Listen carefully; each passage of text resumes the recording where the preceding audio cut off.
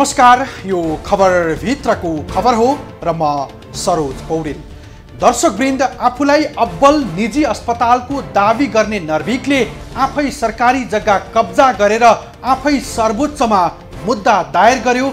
गएको मंगलबार जालसाजी गरी हडपिएको जग्गा अझै कब्जा गर्ने नियतले लामो समयदेखि नर्भिकले कब्जा गरेको जग्गामा निर्मित संरचना हटाउने एक्सन लियो काठमाडौँ महानगरले। तर मानवीय संवेदनाको ब्ल्याकमेलिङ गरेर सहमति गरेको नर्भिक भने सर्वोच्च पुग्यो महानगर विरुद्ध यही साउन 24 गते। उता सर्वोच्चले पनि रिटको मसी सुक्न नपाउँदै अन्तर्कालीन अन्तरिम आदेश दियो काठमाडौँ महानगरपालिका विरुद्ध। सर्वोच्चको हतारो आदेशलाई इङ्गित गर्दै महानगर प्रमुख बालेन्द्र शाहले जग्गाको नापी नक्सा गर्ने सर्वोच्चलाई जिम्मा दिनुपर्ने भन्दै सामाजिक सञ्जालमा असन्तुष्टि पोखे। यो रिपोर्ट हेर्नुहोस्।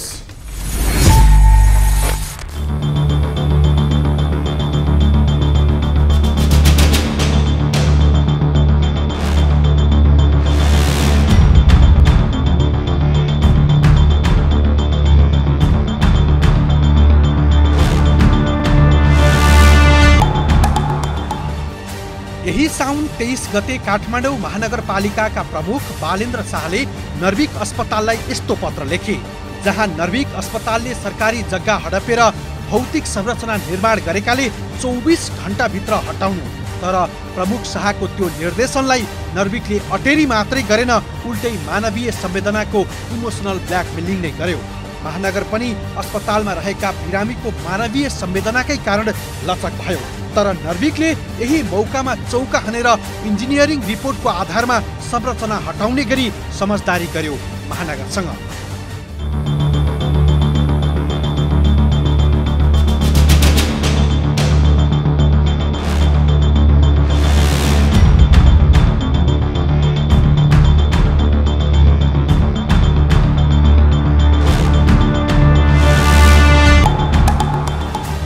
नर्भिकका सञ्चालकहरू नामुद र घरानिया व्यापारी हुन्। उनीहरू न्यायालयलाई प्रभावमा पार्ने हैसियत राख्दछन् भने राजनीतिक शक्ति र पहुँचको आधारमा पनि उत्तिकै माहिर छन्। महानगरसँग समझदारी गरेको मसी सुक्न नपाउँदै सर्वोच्च पुगे नर्भिकका सञ्चालकहरू। नर्भिक सञ्चालकहरूले यही साउन 24 गते सर्वोच्चमा मुद्दा दायर गरे काठमाडौँ महानगरपालिका विरुद्ध। सर्वोच्चले मुद्दा दायर भएको दोस्रो दिन अर्थात् साउन 25 गते अल्पकालीन आदेश दियो सरकारी जग्गामा नर्भिकले निर्माण गरेका संरचना नहटाउनु भनेर। महानगरको निर्देशन दिएको पत्र तत्काल कार्यान्वयन नगर्न बुधबार सर्वोच्च अदालतका न्यायाधीश मनोज कुमार शर्माको एकल इजलासले काठमाडौँ महानगरपालिकालाई आदेश दिएको थियो। नर्भिक इन्टरनेसनल हस्पिटल तथा मेडिकल कलेजलाई काठमाडौँ महानगरपालिकाले त्यहाँको जग्गामा रहेका ती सम्झौता अनुसार रहेका केही खानेपानी अनि त्यसपछि अक्सिजन प्लान्टहरू ती कुराहरूलाई चाहिँ हटाउनु भत्काउनु भन्ने खालको आदेश भएको रहेछ र त्यसको पत्राचार भएको रहेछ। सोही उप नर्भिक इन्टरनेसनल हस्पिटल सर्वोच्च अदालतमा रिट निवेदन लिएर आउनु भएको थियो र नर्भिक इन्टरनेसनल हस्पिटलको तर्फबाट बहसका क्रममा कानुन व्यवसायीहरूले पनि आफ्ना यी कुराहरू उठाउनु भएको र त्यहाँ तत्काल त्यो आदेश दिँदाखेरि पत्राचार गर्दाखेरि सुनवाईको मौका नदिएको अथवा चाहिँ त्यहाँ हटाउने पर्याप्त समय प्रतिरक्षा गर्ने अवसर नदिएको अथवा चाहिँ त्यो बादमा त्यो किन त्यस्तो आदेश आयो त्यसमा चाहिँ उनीहरूले आफ्ना कुराहरू राख्ने अवसर नपाएको भन्ने हिसाबले चाहिँ जिज्ञासा उठाउनु भएको र त्यसै गरी यो अहिले स्थानीय सरकार सञ्चालन ऐन 2074 को दफा 39 अनुसार गाउँपालिकाको अध्यक्ष अथवा चाहिँ नगरपालिकाको मेयरले कुनै यस्तो आदेश दिनुभन्दा अगाडि अर्को पक्षलाई भवन निर्माण गर्ने यस्तो पक्षहरूलाई चाहिँ सफाइको मौका दिनुपर्ने, सफाई पेश गर्ने अवसर दिनुपर्ने भन्ने कानुनी व्यवस्था भएको सन्दर्भमा सफाइको अवसर नदिइकन तत्काल हटाउनु भनेको हुनाले सम्बन्धित अब निवेदक भनौँ यसमा नर्भिक हस्पिटल उसले चाहिँ सुनवाईको मौका नपाएको कारणले चाहिँ अल्पकालीन अन्तरिम आदेश दिएर तत्काल महानगरपालिकाको त्यो पत्र 4 यो अहिलेको चाहिँ यो 423 को पत्र तत्काल कार्यान्वयन नगर्नु र 430 मा अर्थात् साउन 30 गते सोमबारका दिन दुवै पक्षलाई राखेर छलफलबाट यसमा अन्तरिम आदेश कन्टिन्यू गर्ने वा नगर्ने विषयमा चाहिँ टुङ्गोमा पुग्ने हिसाबले चाहिँ सर्वोच्च अदालतको एक न्यायाधीशको इजलासबाट आदेश भएको छ र त्यो भनेको तत्काल अहिले महानगरपालिकाको पत्राचार कार्यान्वयन नगर्ने स्थिति चाहिँ भएको चाहिँ हो। सर्वोच्चको अल्पकालीन अन्तरिम आदेशपछि काठमाडौँ महानगरपालिकाका प्रमुख बालेन्द्र शाहले बुधबार फेसबुक स्टाटस लेख्दै भन्छन्, नक्सा पास नगरी बनाइएको संरचनाहरूलाई कारबाही गर्ने तथा नक्सा पास गर्ने अधिकार बरु संविधान नै संशोधन गरेर सर्वोच्च अदालतलाई दिने व्यवस्था गर्न हार्दिक अनुरोध गर्दछौँ भन्दै प्रमुख बालेन्द्र शाहले स्टाटस लेखे। बुधबार यो हेर्नुहोस्।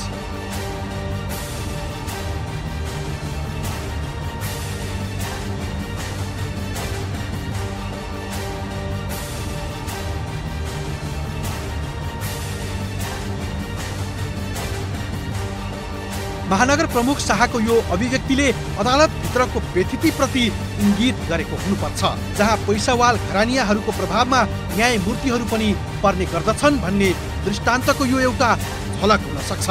न्यायालय न्यायको मन्दिर भए पनि न्यायालयभित्रका व्यथिति र मुद्दा पेशी सारिएका नजिरहरू धेरै छन्, जहाँ अन्तर्कालीन अन्तरिम आदेशका नाउँमा वर्षौंसम्म झुलाइएका मुद्दाहरू पनि छन् सर्वोच्चमा। जस्तै एनसेलको लाभकर छली प्रकरण होस् या अजय सुमार्गीको विदेशबाट आएको पैसा कहिले भुक्तानी दे भन्ने, कहिले फिर्ता पठाउनु भन्ने जस्ता दोहोरो तेहोरो विवादित आदेशहरू भएका थिए विगतमा पनि।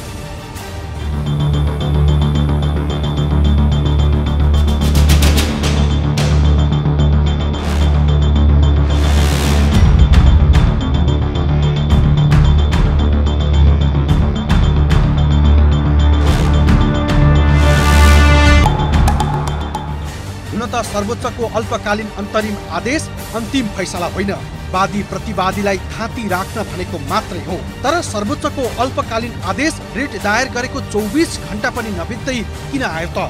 राष्ट्रिय सरोकार र महत्त्वका मुद्दामा पटक पटक पेशी सार्ने सर्वोच्चले महानगर र नर्भिकको विवादलाई निकै प्राथमिकता दियो।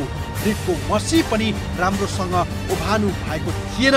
काठमाडौँ महानगर विरुद्ध अल्पकालीन आदेश नै दियो सर्वोच्चले। तर सर्वोच्चको अल्पकालीन आदेशको विषयमा कानुनका जानकारहरू यस्तो भन्छन्, अल्पकालीन अन्तरिम आदेश चाहिँ कुनै व्यक्तिको अधिकार र रक्षा गर्नको लागि अति जरुरी छ भन्ने अवस्था भयो भने अल्पकालीन अन्तरिम आदेश दिइन्छ।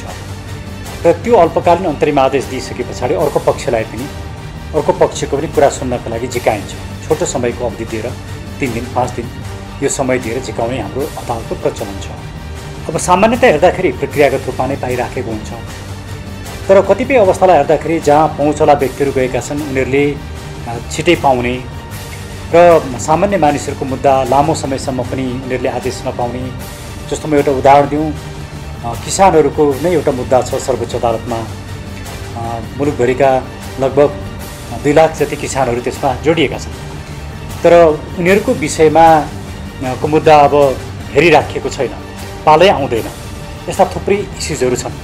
सम्झौता पनि गर्ने अनि त्यो सम्झौता छँदाछँदै त्यो संरचना भत्काउने भन्ने कुरा चाहिँ कानुनमा त मिल्दैन। तर नागरिकहरूले के बुझ्छन्, स्वाभाविक रूपमा के बुझ्छन् भने त्यस्तो महत्त्वपूर्ण ठाउँको जग्गा कौडीको भावमा दिने, सम्झौता गर्ने बहाना गर्ने, राज्यले केही पनि नपाउने, अनि महानगरपालिकाले एउटा स्टेप चाल्न खोज्दाखेरि पनि अदालतले रोकिदिने। पब्लिकको आँखाबाट के देखिन्छन्, यो चाहिँ ठिक काम भएन, अदालतले ठिक काम गरेन भन्ने पब्लिकले बुझिरहेको हुन्छ। त्यो पब्लिक पर्सेप्सन पनि ठिक हो, तर सँगसँगै यसका टेक्निकल कुरालाई पनि हामीले बिर्सिन मिल्दैन। त्यसैले मेरो चाहिँ सुझाव के हो भने त्यो जसरी सम्झौता गर्यो त्यो नै गलत थियो। त्यसले चौधरी ग्रुपलाई या त्यो हस्पिटललाई पृष्ठपोषण गरेको थियो, त्यसको हित गर्ने काम गरेको थियो। आम सर्वसाधारण नागरिकहरूको हितमा होइन कि कुनै एउटा धनाढ्य व्यक्तिको हितमा काम भएको थियो। त्यो कुरोलाई रोक्न जरुरी थियो, या त्यसलाई प्रक्रियामा ल्याएर या मार्केट भ्यालुको आधारमा त्यो दिन जरुरी थियो।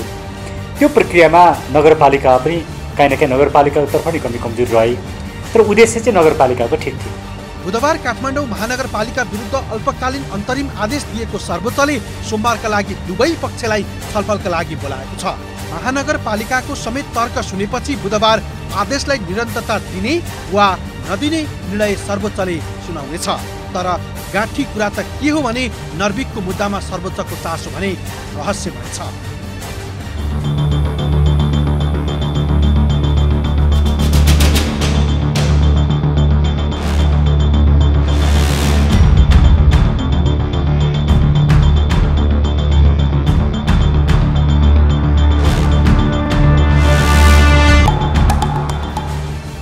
न्यायालय कानुनको मन्दिर हो, जहाँ भुइँमा सुत्नेदेखि आलिशान महलमा निदाउनेहरूको भरोसाको केन्द्र हो, जहाँबाट नागरिकले कानुनी उपचार पाउनेमा विश्वास राखेका हुन्छन्।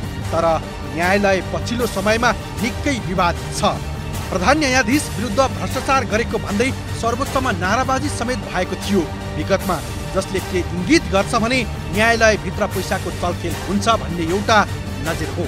सिभिल सहकारीका सञ्चालक इच्छाराज तामाङलाई उन्मुक्ति दिन काठमाडौँ जिल्ला अदालतका न्यायाधीश राजकुमार कोइराला र वकिल रुद्र पोखरेल बीच 10 करोडको डिल भएको अडियो प्रकरण पनि, महानगर र नर्भिक बीचको विवाद प्रकरणमा पनि न्यायालय प्रभावित हुन सक्ने धेरैले आशंका गरेका छन्। पैसावालहरूले न्यायालयलाई प्रभावमा पारेर आफू अनुकूल निर्णय गराउन हैसियत राख्न सक्नेमा आशंका छ। अदालतमा कुनै पनि रिट परेपछि त्यो रिटको चाहिँ प्रारम्भिक अवस्थामा गराइरहेको जस्तो देखियो भने तत्काललाई त्यो काम रोकेर दुई पक्षलाई बोलाएर दुई पक्षको कुरा सुनेर निर्णय गर्नु उपयुक्त हुन्छ। तर यो लामो समय हुनु हुँदैन, एकदम छोटो समय हुनुपर्छ। यो अब अहिलेसम्म केही त पहुँचवालाको नि भयो होला, तर अधिकांश चाहिँ पहुँचवालाको हुने होइन। यो सैद्धान्तिक कुरा हो। यो सरकारी जग्गा कुनै एउटा अफिसरले वा अधिकारीले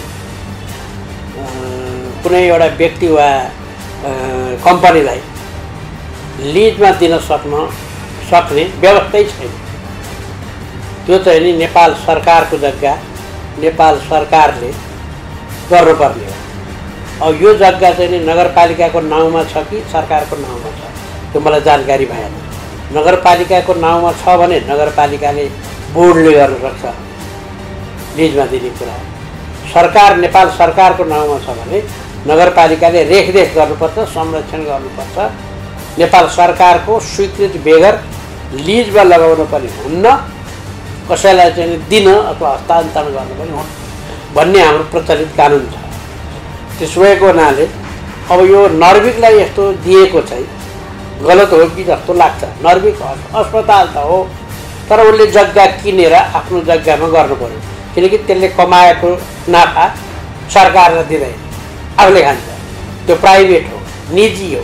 त्यसकारण निजी अस्पताललाई सरकारी जग्गा दिनु गैर कानुनी हो।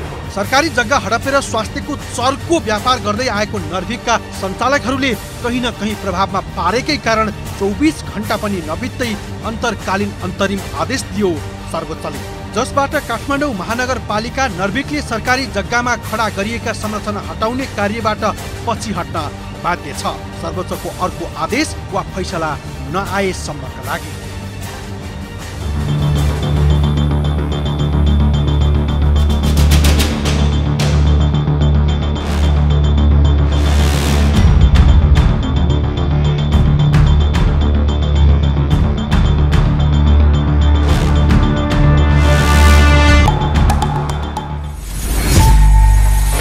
हुन त आफूलाई अन्तर्राष्ट्रिय स्तरको अस्पताल दाबी गर्ने नर्भिकको बदमासी त भनिरहनु नपर्ला। पैसा हातमा नथमाउँदासम्म सब समेत निकाल्न नदिने यस्ता अस्पतालले सरकारी जग्गा कब्जा गर्न पाएमा के सजिलै छाड्न सक्थे, किनकि नर्भिक सञ्चालकहरूसँग पैसा र शक्ति दुवै छ। शक्तिमान नर्भिक सञ्चालकहरूले महानगरसँग समझदारी गरेर अल्मलाए भने उल्टै महानगर विरुद्ध अदालत पुगे। नर्भिकका अध्यक्ष राजेन्द्र बहादुर सिंह पूर्व प्रहरी अधिकृत समेत हुन्। कानुनको डन्डा चलाएर आएका सिंह भने अड्डाको हाकिमसँग मिली भगतमा सरकारी जग्गा कब्जा गरे, जहाँ नेपाल सरकारको निर्णय भन्दै दुनियाँलाई झुट बोलेको प्रसङ्ग देखाउनेछौँ एकैछिनको विश्रामपछि। दर्शकवृन्द, सरकारी कर्मचारी कति भ्रष्ट छन्, उनीहरूले पदको कति धेरै दुरुपयोग गर्छन् भन्ने एउटा उदाहरण हो नर्भिक अस्पतालको जग्गा हडपेको सन्दर्भ। काठमाडौँको मुटुमै रहेको जग्गा कौडीको भाउमा पाएपछि नर्भिकले लिजमा किन नल्याओस्, किनकि नर्भिक स्वास्थ्य उपचारको नाउँमा पैसा असुल्न थापिएको व्यापार नै हो। तर उसको यो कमाउ धन्दामा तत्कालीन भूमि सुधार कार्यालय काठमाडौँका प्रमुख लुम्ब प्रसाद शिवाकोटीले साथ दिए। नर्भिक र तत्कालीन भूमि सुधार प्रमुख शिवाकोटीको मिलीभगतमा सरकारी जग्गा कौडीको भाउमा कब्जा गर्यो नर्भिकले। यो रिपोर्ट हेर्नुहोस्।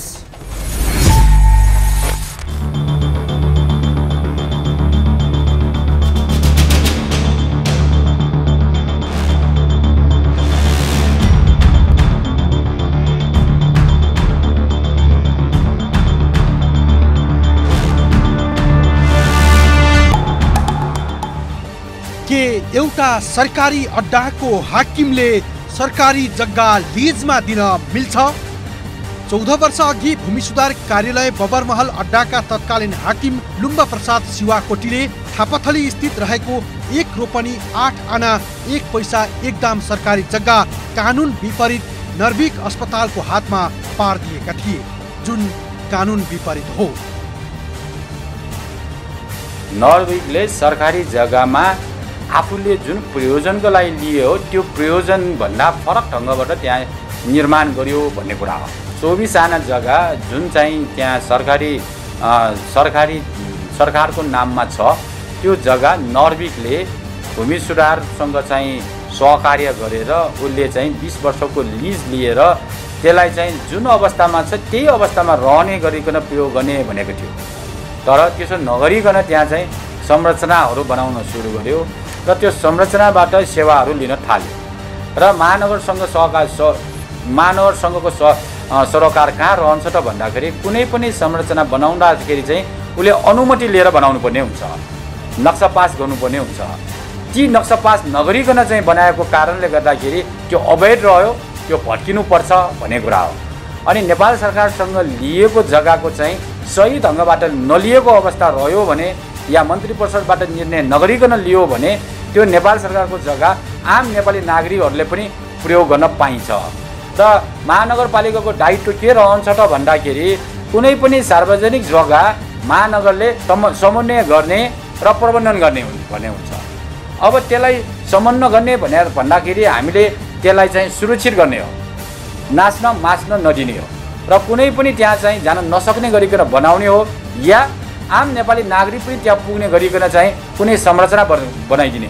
त्यस कारणले गर्दाखेरि त्यहाँ भएको संरचनाबाट नर्भिकले चाहिँ पैसा कमाइरहेछ, त्यो कमाउन हुन्न भनेर महानगरपालिका आफ्नो दायित्व पुरा गर्न गएका हौँ। हामी के आशावादी हुनुपर्छ भन्दाखेरि अहिलेलाई चाहिँ स्टे अर्डर मात्र हो, अहिले कुनै पनि काम नगराउनु मात्र भने हो।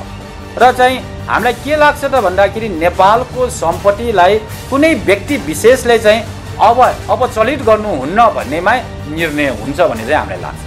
यसरी कानुनकै धज्जी उडाएर सम्झौता गर्ने अस्पतालका अध्यक्ष राजेन्द्र बहादुर सिंह भने आफै पूर्व प्रहरी अधिकृत हुन्, जसले कानुन उल्लङ्घन गर्नेहरूलाई दण्ड लगाएर आए। उनी आफैले कानुन मिचेर सरकारी सम्पत्ति हडप्नु भनेको आफैमा लाजमर्दो विषय हो, जसको कारण लाज पनि शर्माएको छ। यति बेला सरकारी जग्गा दर्ता तथा लिजमा लिने सम्बन्धी कार्यनीति 2071 र दोस्रो संशोधन नीति 2073 मा भनिएको छ सरकारी जग्गा लिजमा दिने समय अवधि हुन्छ अल्पकालीन 5 वर्ष, मध्यकालीन 20 वर्ष र दीर्घकालीन 30 वर्षसम्म दिन पाइने। यो नर्भिकले लिएको जग्गा पनि मध्यकालीन हो, तर मध्यकालीन अवधिका लागि सरकारी जग्गा लिजमा लिएको भए पनि कानुन विपरीत कागजात बनाएर लिएको स्पष्ट भइसकेको छ।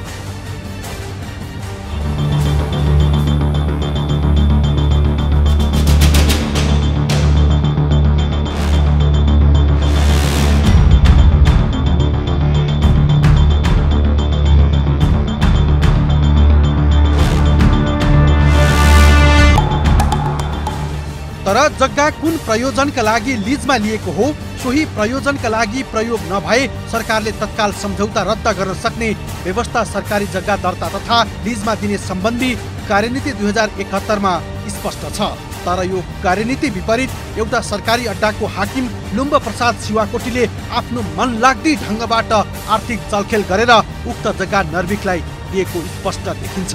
त्यसकारण जसलाई जे गर्न मन लाग्यो त्यही अनुसार सरकारी अड्डाका हाकिमहरूले निर्णय गर्दै जाने हो भने एक दिन सरकारी सम्पत्ति नै नरहने देखिन्छ। सर्वोच्च अदालतबाट दिइने अन्तर्कालीन आदेश, अन्तरिम आदेश यी भनेका सबै न्यायका मान्यशील सिद्धान्त अनुसार संविधान त विधिसम्मत तरिकाले नै दिने हो। संविधानभन्दा बाहिर गएर विधिभन्दा बाहिर गएर न्यायालयले कुनै पनि अन्तरिम आदेशहरू जारी गरेको छैन। तसर्थ अदालतले दिने, सर्वोच्च अदालतले दिने अथवा उच्च अदालतले दिने, जिल्ला अदालतले दिने, अर्धन्यायिक निकायले दिने आदेशहरू पनि अर्धन्यायिक निकायबाट दिने अन्य प्रकारको कुनै आदेश पनि कानुनसम्मत तरिकाले नै हुनुपर्छ भन्ने कुरा हो। त्यसले गर्दाखेरि हामी कहाँ हाम्रो न्याय प्रणालीले के भन्छ भन्दाखेरि हाम्रो न्याय प्रणाली हरेक प्रजातान्त्रिक मुलुकहरूमा इभन हरेक देशहरूमा न्याय प्रणालीहरू हुन्छ, स्थापित हुन्छ। त्यहाँ न्यायसम्मत तरिकाले काम हुन्छ। हेर्नुहोस्, यदि त्यहाँ न्यायसम्मत तरिकाले विधिसम्मत तरिकाले काम गरिएको छैन भने च्यालेन्ज गरिएको पनि हुन्छ। के कति कारणबाट न्यायमूर्तिबाट गलत काम भए र त्यस्ता न्यायमूर्तिहरूलाई तानिने गरेको पनि छ, बर्खास्ती गरिएको पनि छ, नसिब दिएको पनि छ। तर अदालतले घरानीको मुद्दालाई छुट्टै हेर्ने, गरिबको मुद्दालाई छुट्टै हेर्ने गरेको छैन। हेर्नुहोस्, त्यो बाहिर केही जनमानसमा एउटा केही भ्रम पनि पर्न गएको छ। तसर्थ अदालतले त्यो गर्दैन। हेर्नुहोस्, तर यहाँ के छ भन्दाखेरि हामी कहाँ मुद्दाको सङ्ख्या धेरै छ। एउटा कुरा के कुरामा म स्वीकार गर्न सक्छु भने मुद्दाको सङ्ख्या अत्याधिक चाप बढी छ। हेर्नुहोस्, सर्वोच्चमै हेर्नुहोस् मुद्दाको सङ्ख्या चाप बढी छ। त्यसले गर्दाखेरि व्यवस्थापन गर्न गाह्रो भइरहेको छ। मुद्दालाई डे टु डे मुद्दामा जाँदाखेरि कतिपय पुराना मुद्दाले प्रायोरिटी पाउँछ, निश्चित रूपमा नयाँ मुद्दा उज्याल्न पर्छन्। र पुरानो मुद्दालाई हेरिन्छ, पुरानो मुद्दाको सूची अनुसार नै अगाडिमा पेशी सूची जान्छ। त्यो पुरानो मुद्दाले प्राथमिकता पाउँछ सुनाइको लागि। तसर्थ त्यो घरानीको मुद्दाले हेरिएको र गरिबको मुद्दा नहेरेको भन्न मिल्दैन, बिल्कुलै होइन। अदालतले त्यो विभेद गरेकै छैन, त्यो विभेद नीति अदालतले दिएकै छैन। किनभने कानुनको अगाडि समान हुन्छन्, कानुनको अगाडि समानता, कानुनको अगाडि समान हुनेछ भनेर एउटा संविधानमै लेखिसकेपछि अदालतले संविधानलाई पालना गर्छ। हेर्नुहोस्, आफूलाई अब्बल अस्पतालको दावी गर्ने नर्भिक अस्पताल जसले उपचारको नाउँमा महँगो स्वास्थ्य शुल्क अशून्य मात्रै गर्दैन, मेसिन खरिदमा पाउने सहुलियत पनि लिन्छ, तर जनतालाई चर्को स्वास्थ्य उपचार शुल्कले डाम्ने गर्छ। राम्रो स्वास्थ्य उपचारको सस्तो प्रचार गरी स्वास्थ्य क्षेत्रमा दादागिरी चलाएको नर्भिकले जनतासँग महँगो शुल्क मात्रै असुली गरेको छैन, सरकारी सम्पत्ति समेत कब्जा गरेर नयाँ रेकर्ड कायम गरेको छ।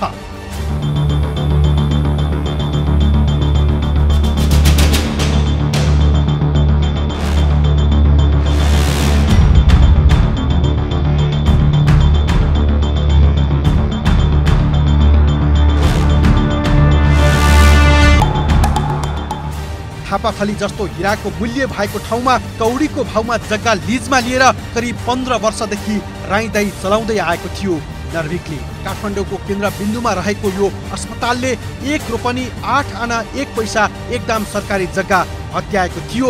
2065 सालमा नर्भिकले जम्मा वार्षिक 37,989 रुपियाँ भाडा तिर्ने गरी सम्झौता गरेको थियो। सम्झौता अनुसार नर्भिकले विक्रमसम्म 2085 सम्म नर्भिकको मनमैजु चल्ने गरी सही छाप गरेको थियो, जसले कानुनी राज्यको खिल्ली उडेको छ। किनकि पहुँचलाहरूले राम्रा लयर राख्छन्, लयरहरूलाई पे गर्छन्, लयरहरूले तथाकथाका साथ काम गर्छन्, अनि उनीहरूको समाजमा पनि एक किसिमको हैसियत हुन्छ। त्यसले गर्दा विभिन्न किसिमका प्रभावहरू परिराखेका हुन्छन्।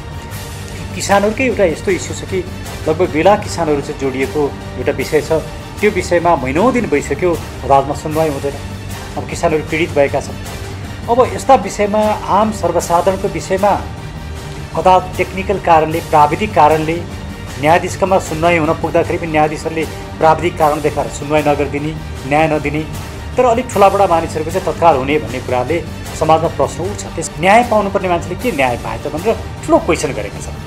हाम्रोमा पनि यो क्वेसन छ, न्याय पाउनुपर्ने साँच्चै कि निमुखा मान्छेले न्याय पाए कि पाएन, निहारीका जस्ता मान्छेले न्याय पाए कि पाएन, किसानहरूले न्याय पाए कि पाएन। ठुलाबडा समाजमा पहुँच भएका व्यक्तिहरूले आज अदालत जाने, भोलि नै आदेश लिएर आउने, गरिबहरू तड्केको तड्के हुने। यो किसिमको अवस्था, यो किसिमको जुन अवस्था छ यो तोडिन जरुरी छ। तर अब प्राविधिक रूपमा पनि समस्या छन्। जस्तो हामीले एज अ लयर मैले के भन्नुपर्ने हुन्छ भने अदालती प्रक्रियाका पनि आफ्नै चरणहरू हुन्छन्। अदालतले अहिले काठमाडौँ महानगरपालिकाको यो इस्युमा दिएको पर्मानेन्ट स्टे दिएको होइन, बोलाइरहेको छ दुवै पक्षको कुरा सुन्छु भनेर। त्यो हदसम्म यसलाई गलत भन्न मिल्दैन। तर जुन सम्झौता भयो त्यो सम्झौतामा नै हिर्काउनु पर्थ्यो। सरकारले कति गलत काम गर्छ र एउटा सर्टेन सेक्सन अफ सोसाइटी, धनी मानीहरूलाई, पैसावालहरूलाई, पहुँचवालाहरूलाई सरकारले पृष्ठपोषण गरेको छ भन्ने कुराको एउटा उदाहरण। यस्ता कुराहरूलाई समाजमा हामीले तपाईँहरू जस्तो मिडियाले बाहिर ल्याउनुपर्छ, समाजले बोल्नुपर्छ र महानगरपालिकाको उद्देश्य ठिक छ, प्रक्रियागत रूपमा केही कुरा मिलेन होला तर उद्देश्य ठिक छ र महानगरपालिकालाई साथ दिनुपर्छ भन्ने मलाई लाग्छ। थापाथलीमा कौडीको भावमा जग्गा हडपेको नर्भिकले आफूलाई जे जति अब्बलको अस्पताल दाबी गरे पनि उसको हरकत सरकारी जग्गा हडपेको यो घटनाले मुखभरि जवाब दिएकै हुनुपर्छ।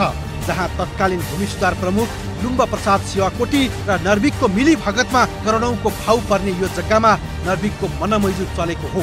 सरकारी जग्गा यसरी जिल्ला अड्डाका हाकिमले कौडीको भाउमा लिलाम गरे झैं गर्न पाइँदैन, तर पदीय दुरुपयोग गरी यो तहको बदमासी भएको पाइएको छ। त्यस बेलाको सम्झौतामा उक्त जग्गामा पक्की भवन बनाउन नपाइने भनेर सम्झौता गरिएको थियो, तर नर्भिकले सो जग्गामा राई दाई गरिरहेको छ।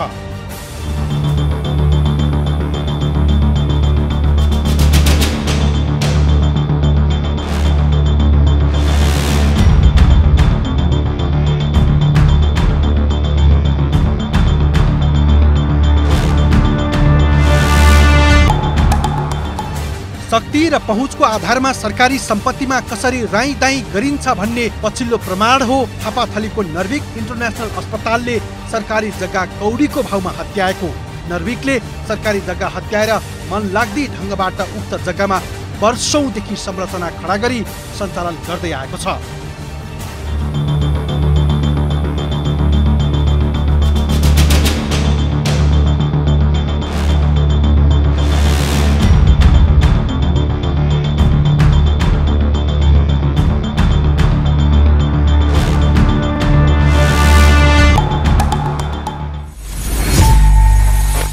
सरकारी जग्गा लिजमै दिनको लागि पनि मन्त्री स्तरीय निर्णय हुनुपर्ने हुन्छ, तर भूमि सुधार कार्यालयका तत्कालीन प्रमुख लुम्ब प्रसाद शिवाकोटीले एकल निर्णय गरेर नर्भिकलाई थमाइदिए थापाथलीको 1.5 रोपनी बढी जग्गा, त्यो पनि कौडीको भाउमा। जहाँ आनाको करोडमाथि प्रचलित मूल्य छ, यति महँगो स्थानको जग्गा भूमि सुधार प्रमुख शिवाकोटीले वार्षिक 37,000मा सम्झौता गरेका थिए। कौडीको भाउमा हत्याएको जग्गा छोड्न अटेरी गरिरहेको नर्भिकले अदालतको सहारा खोजिरहेको सन्दर्भ सहित न्यायालयमा हुने भ्रष्टाचार जन्य कसुरको प्रसङ्ग लिएर आउनेछौँ, हामी सँगै रहनुहोला।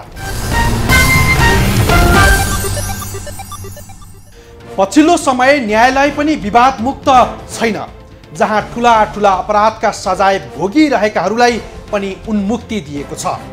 त्यस्ता उदाहरण बग्रेलती छन्, चाहे त्यो श्रीमती हत्यामा संलग्न रञ्जन कोइरालाको मुद्दा होस् या एनसेलको कर छली प्रकरण, न्यायमूर्तिहरू चिप्लिएका छन्।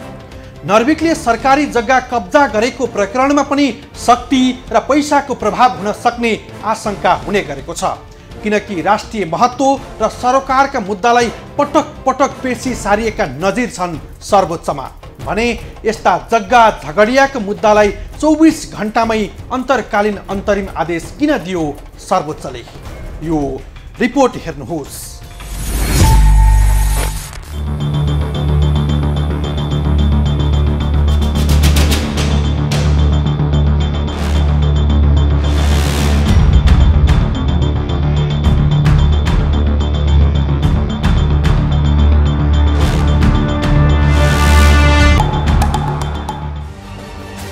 न्यायमूर्तिहरूबाट हुन सक्ने पदीय मर्यादाको दुरुपयोग गरी भ्रष्टाचार जन्य कसुर गरेमा छानबिन कसले गर्ने? यो प्रश्न निकै पेचिलो छ। यद्यपि प्रधान न्यायाधीशले भ्रष्टाचार गरेको भन्दै नेपाल बारले 100 दिनभन्दा बढी आन्दोलन गर्यो।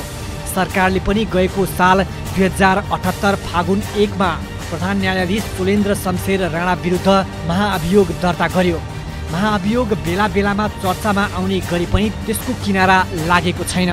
न्यायालयमा भ्रष्टाचार हुने गर्दछ भन्नेमा धेरैको बुझाइमा एक मतै छ, किनकि पटक पटक बाहिरिने अडियो प्रकरणले पनि यो पुष्टि गरिसकेको छ कि न्यायालयमा पैसाको लेनदेन गजबले हुन्छ पदीय मर्यादाको दुरुपयोग गरेर। तर यसरी न्यायालयमा हुने भ्रष्टाचार जन्य कसुरको छानबिन कसले गर्ने भन्ने अन्योलमै छ। यद्यपि केही महिना अघि सर्वोच्चले न्यायालयभित्रको भ्रष्टाचारको विषयमा न्याय परिषदले गर्ने फैसला गरेको थियो। यही फैसला अनुसार ललिता निवासको जग्गा अनियमितता प्रकरणमा मुछिएका चितवन जिल्लाका तत्कालीन न्यायाधीश विनोद कुमार गौतमलाई न्याय परिषद नपठाई अख्तियार आफैले मुद्दा चलाएको भन्दै सर्वोच्चले उनी विरुद्धको मुद्दा खारेज नै गरिदिएको थियो। हालै सर्वोच्च अदालत प्रशासन तथा प्रधान न्यायाधीशको सचिवालयबाट अख्तियार दुरुपयोग अनुसन्धान आयोगलाई फरक रूपले पठाइएको 2 पत्रले यसलाई अझै रोचक बनाएको छ। सर्वोच्च अदालतभित्रकै 2 अङ्ग प्रशासन र बेन्च बीच दूरी बढेको प्रष्टै देखिन्छ। न्यायाधीशहरू फुल कोर्टमा सल्लाह नगरी यसरी कायम मुकायम प्रधान न्यायाधीशले एकलौटी पठाएको पत्रमा सहमति भने हुन सकेको छैन। संविधान र कानुनले गरेको बन्दोबस्ती अनुसार भ्रष्टाचार जन्य कसुरको अनुसन्धान तथा अभियोजन गर्ने निकाय अख्तियार दुरुपयोग अनुसन्धान आयोग नै हो। तर संविधानले केही अपवादहरूको सृजना गरी केही विशिष्ट निकायहरूको भ्रष्टाचार जन्य कसुरको अनुसन्धान र अभियोजनको निम्ति अन्य विशिष्ट कानुनी व्यवस्था एवं निकायहरूको सृजना गरेको छ। नेपालको संविधानको धारा 153 को 6 बमोजिम उच्च तथा जिल्ला अदालतका न्यायाधीशले अख्तियारको दुरुपयोग गरेमा सोको अनुसन्धान तथा मुद्दा चलाउने अधिकार न्याय परिषदको हुने भनी उल्लेख गरिएको छ। साथै नेपालको संविधानको धारा 239 को 1 ले यस संविधानमा छुट्टै व्यवस्था भएका पदाधिकारीहरूको हकमा अख्तियार दुरुपयोग अनुसन्धान आयोगले कानुन बमोजिम अनुसन्धान गर्न नसक्ने गरी प्रतिबन्धात्मक वाक्यांशमा व्यवस्था छ। कुनै परिवर्तन वा सुधारको खाँचो छ।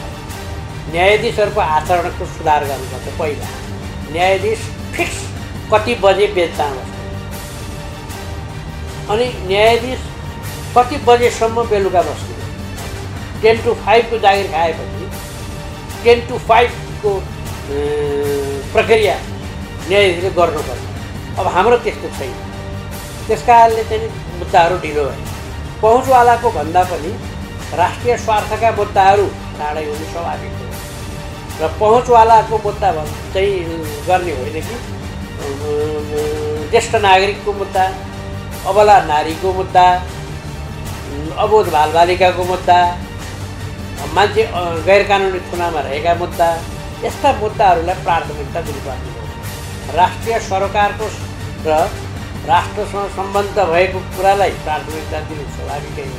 यो सबै अधिकार प्रधान न्यायाधीशलाई छ। त्यसकारण कहिलेकाहीँ प्रधान न्यायाधीशले यस्तो अधिकारको दुरुपयोग गरेर पहुँचवालाको मुद्दा पनि अगाडि पारिदिन सक्ने बलपट बेला बेलामा देखिन्छ। तर यो अपवाद छ, धेरै छैन, थोरै छ।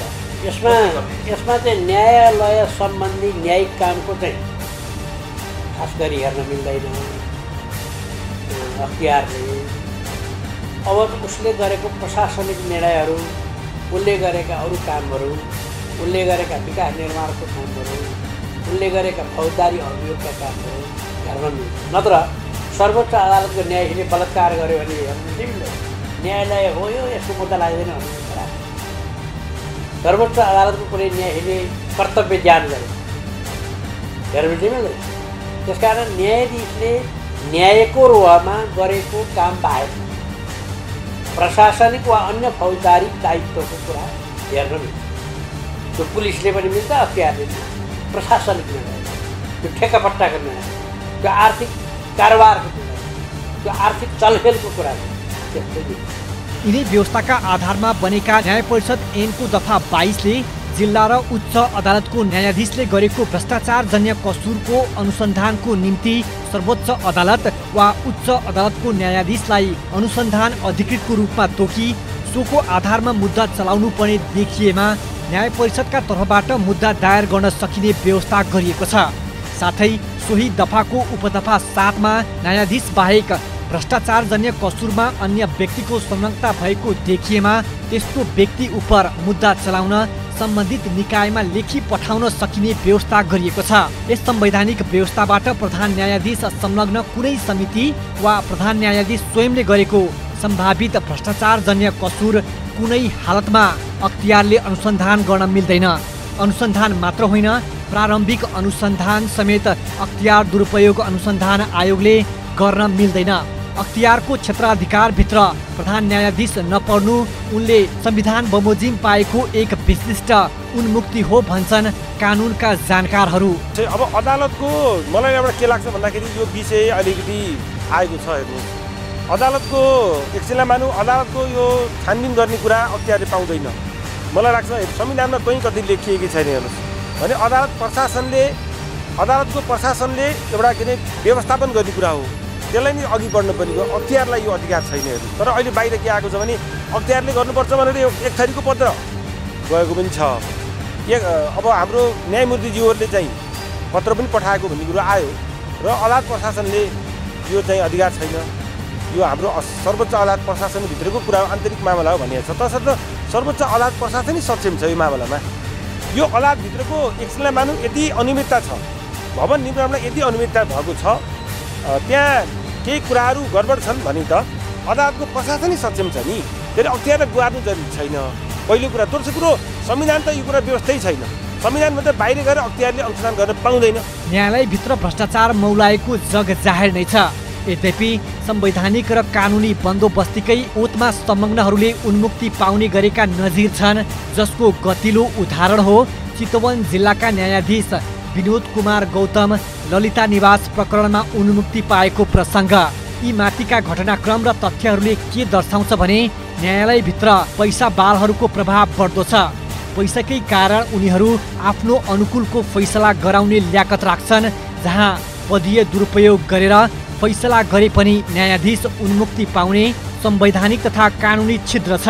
यही छिद्रकै बलमा श्रीमानहरूले पदको दुरुपयोग गर्ने गर्छन् भन्ने गतिलो उदाहरण हो काठमाडौँ जिल्ला अदालतका न्यायाधीश राजकुमार कोइराला र वकिल रुद्र पोखरेलको 10 करोडको डिल अडियो प्रकरण।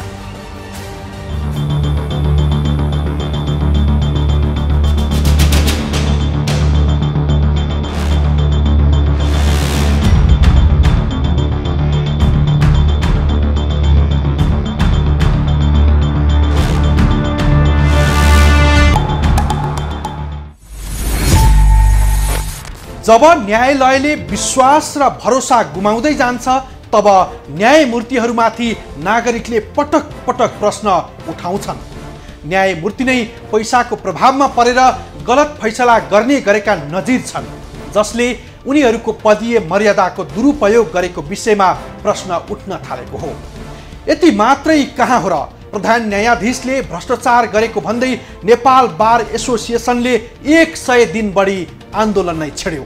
भलै प्रधान न्यायाधीश विरुद्ध संसदमा महाअभियोगको मुद्दा विचाराधीन छ, जहाँ ठुला ठुला मुद्दा मिलाउन अडियो प्रकरण पनि बाहिरिएका थिए केही महिना अघि। यी सबै घटनाहरूले के प्रस्ट्याउँछ भने न्यायालयभित्र हुने भ्रष्टाचारजन्य क्रियाकलापले न्यायको विश्वसनीयता कमजोर बनेको पक्कै हो। हवस् त भोलि अर्को खास विषय लिएर उपस्थित हुनेछौँ। खबरभित्रको खबरको लागि हेर्दै रहनुहोला एभी न्युज खबर। नमस्कार।